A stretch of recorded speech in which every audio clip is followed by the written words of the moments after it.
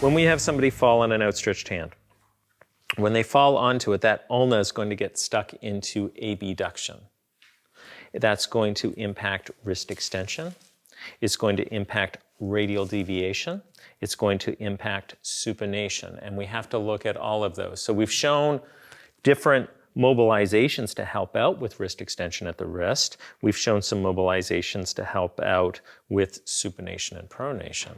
But in reality, they could have an osteokinematic fault where the ulna is stuck into abduction. So osteokinematically, what we're going to do is take the humerus and we're going to glide it laterally.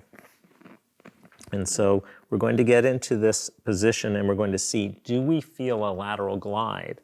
And you'll notice when I'm fixing here, I'm bringing things into abduction and I'm checking to see that glide, and it should be a hard end feel.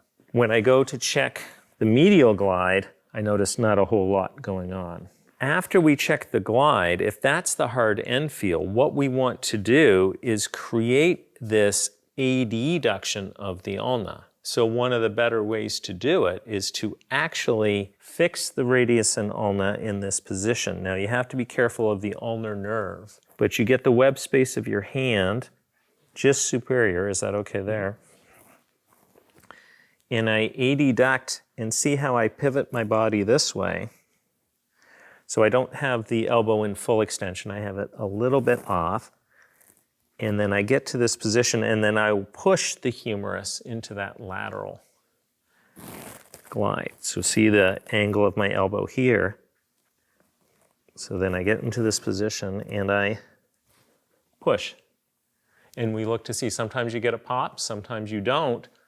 But at the end of the day, you'll reassess the glide, you'll reassess supination, you'll reassess wrist extension, radial deviation, and you still might have to do some cleanup up and down the chain. But the driver of this is sometimes an abducted ulna.